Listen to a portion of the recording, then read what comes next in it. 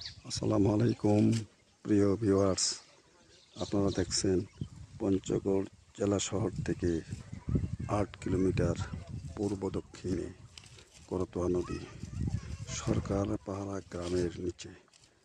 এই নদীতে এলাকার জনগণ ঝাড় ফেলে, অর্থাৎ বাঁশখোটা জঙ্গল দ্বারা সেই ঝাড়টার চতুর্পাশে জাল দিয়ে ঘেরা দিয়ে মাছ ধরা হয়।